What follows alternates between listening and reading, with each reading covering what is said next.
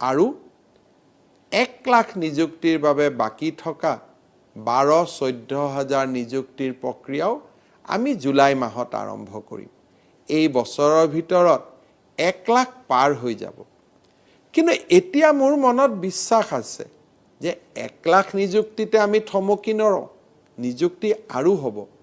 কাৰণ মেধাৰ ভিত্তিত নিযুক্তি হোৱাৰ যিটো পৰিৱেশ, সেই পৰিৱেশটোক আমি ধৰি ৰাখিব লাগিব। 1 লাখ নিযুক্তি ৰেগুলাৰ পোষ্টত নিযুক্তি আমি নিবনুৱা যুৱক যুৱতীসকলক দিম।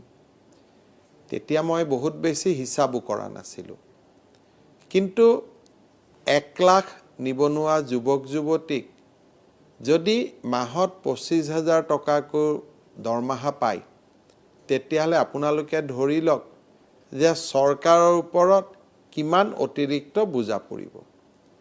নিৰ্বাচনৰ পিছত মুখ্যমন্ত্ৰীৰ দায়িত্ব ল'লোঁ, প্ৰতিশ্ৰুতিৰ কথা মনত আছিলে, এক প্ৰকাৰ চিন্তা আহিলে যে 1 লাখ নিযুক্তি আমি দিব পাৰিম বা দিয়াটো চৰকাৰৰ ফাইনেন্সিয়েল দিশৰ পৰা কিমান উচিত হ'ব।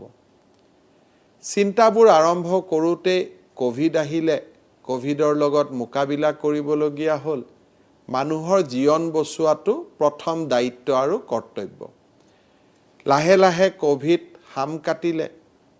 মনতে ভাবিলোঁ যে আমি এটা চেষ্টা কৰা ভাল। নিৰ্বাচনৰ সময়ত ৰাইজক প্ৰতিশ্ৰুতি দিছিলোঁ, ৰাইজে ইমান মৰম আশীৰ্বাদ কৰিলে, 1 লাখ নিযুক্তি নহ'লেও কিছু নিযুক্তি আমি কেনেকৈ দিব পাৰোঁ তাৰ বাবে চিন্তা কৰোঁ। আমি আৰম্ভ কৰিলোঁ। চাওঁতে চাওঁতে এটা সময় আহিল য'ত নেকি আমি 45,000 নিযুক্তি সম্পূৰ্ণ কৰিব পাৰিলোঁ। যেতিয়া 45,000 নিযুক্তি সম্পূৰ্ণ হ'ল, তেতিয়া মনত উৎসাহ দুগুণ বাঢ়িলে যে আমি বাকীখিনি নিযুক্তিও কৰিব পাৰোঁ নেকি। কিন্তু নিযুক্তি কৰিম বুলিলেই কৰা ব্যৱস্থাটো ইমান সহজ নাছিল। আমাৰ অসম চৰকাৰত বহুকেইটা বিভাগ আছে। প্ৰায় 70টাতকৈ অধিক ডাইৰেক্টৰেট আছে, 40টাতকৈ অধিক বিভাগ আছে। আৰু যদি আমি চাকৰিৰ স্কেল অফ পে, কোৱালিফিকেশ্যন আদি যদি আমি হিচাপ কৰিব যাওঁ, প্ৰায় 88 টাইপছ অফ ৰোষ্টাৰ পইণ্টছ আছে। grade 3 আৰু grade 4 দুটা আমি ৰিক্ৰুটমেণ্ট কমিশ্যন বিধানসভাত আইনৰ জৰিয়তে বনালোঁ, ৰাজ্যপালৰ অনুমোদন ল'লোঁ। তাৰপিছত আমি ৰিক্ৰুটমেণ্ট ৰুলছ বনালোঁ, কাৰণ আইন থাকিলেই নহ'ব, আইনৰ বিধি থাকিব লাগিব। সেৱাৰ লগত আলাপ আলোচনা কৰিলোঁ যে প্ৰায় 10-12 লাখ ল'ৰা ছোৱালীয়ে আবেদন কৰিব, আমি আবেদন পত্ৰবিলাক লোৱাৰ ব্যৱস্থা কৰিব পাৰিম নে নাই। তাতকৈ ডাঙৰ কথা, এমপ্লয়মেণ্ট এক্সচেঞ্জত ইমান ল'ৰা ছোৱালীয়ে নাম ভৰ্তি কৰিব পাৰিবনে নাই। নিয়োগ বিনিময় কেন্দ্ৰক আমি সম্পূৰ্ণভাৱে ডিজিটেলাইজ কৰি পেলালোঁ, যাতে ল'ৰা এজনে ৰাতিপুৱা নিয়োগ বিনিময় কেন্দ্ৰত গ'লে 10 মিনিটৰ ভিতৰত যাতে তেওঁৰ নাম এমপ্লয়মেণ্ট এক্সচেঞ্জত সোমাব পাৰে। সেৱাক ডিজিটেলাইজ কৰা হ'ল, যাতে 10-12 লাখ এপ্লিকেশ্যন আমি পৰ্টেলত ল'ব পাৰোঁ। পৰ্টেলত লোৱাৰ পিছত পোষ্ট অনুযায়ী আবেদনকাৰীসকলক আমি বিভক্ত কৰিব পাৰোঁ। ৰিক্ৰুটমেণ্ট কমিশ্যনৰ লগত কেইবাবাৰো মিটিং হ'ল, পৰীক্ষা পতাৰ সিদ্ধান্ত লোৱা হ'ল। অসমত পৰীক্ষা পাতিলে প্ৰশ্ন কাকত ফাদিল হয়। আচলতে ফাদিল নহয়, কোনোবা এজন ল'ৰা পৰীক্ষা দি থাকে, তেওঁ আধা ঘণ্টাতে উঠি ওলাই গুচি আহে। ওলাই গুচি আহোঁতে লগত পৰীক্ষাৰ প্ৰশ্ন কাকতখন মোবাইলতে ফটো তুলি লৈ আহে। সংবাদ মাধ্যমত প্ৰকাশ হয় যে পৰীক্ষাৰ প্ৰশ্ন কাকত ফাদিল হ'ল। আচলতে ফাদিল আগদিনাখন গধূলিয়ে নহয়, পৰীক্ষা চলি থাকোঁতে ফাদিল হয়।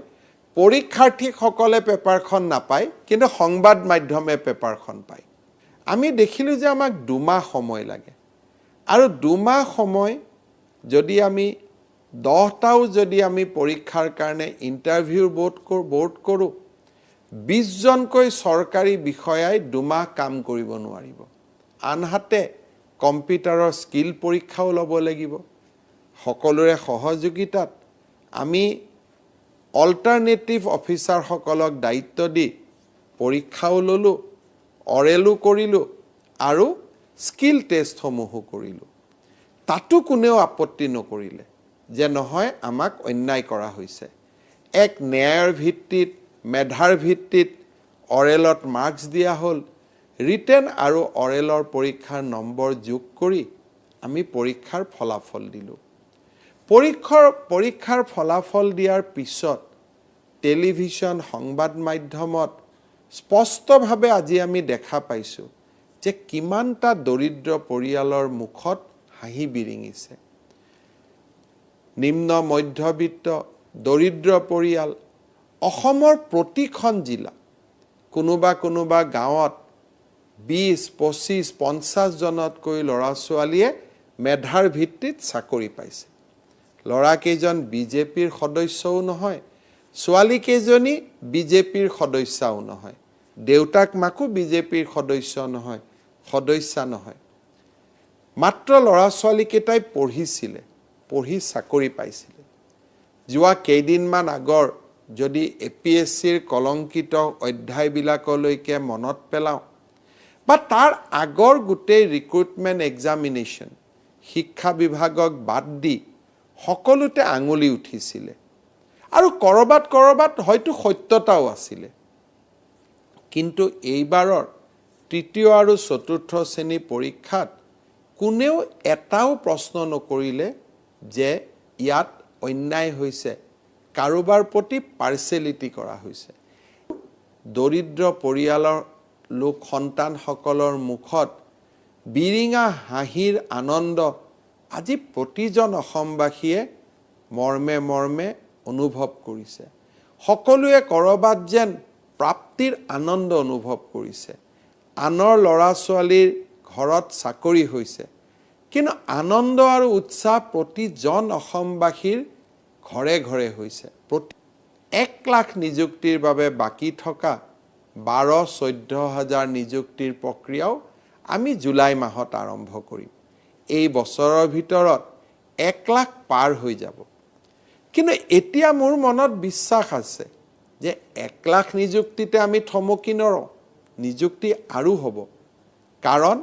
মেধাৰ ভিত্তিত নিযুক্তি হোৱাৰ যিটো পৰিবেশ সেই পৰিবেশটোক আমি ধৰি ৰাখিব লাগিব প্ৰত্যেক বছৰে এনেকুৱা একোটা মেগা নিযুক্তি য'ত নেকি অন্তত 20-25-30 হাজাৰ ল'ৰা ছোৱালীয়ে একেলগে চাকৰি পাওক তেনেকুৱা চিন্তা মই মোৰ মানস পটত ৰাখি থৈছো আগলৈও আমাৰ এই যাত্ৰা চলিব কাৰণ আমি অসমৰ মেধা ল'ৰা ছোৱালীক কৰ্মসংস্থাপন পোৱাটো বিচাৰো কিন্তু ইয়াৰ লগে পঢ়া শুনাৰ পৰিবেশৰ কাৰণে কেন্দ্ৰীয় চৰকাৰৰ চাকৰি সমূহতো আমি লাহে প্ৰতিযোগিতা কৰিব পাৰিম কাৰণ বৈদ্যায়তনিক পৰিবেশ এটা যেতিয়া সমাজত সৃষ্টি হ'ব হি অকল অসম চৰকাৰৰ চাকৰিতে সীমাবদ্ধ হৈ নাথাকে আমাৰ ল'ৰা ছোৱালীয়ে আকাশ চুব পাৰিব আমাৰ ল'ৰা ছোৱালীয়ে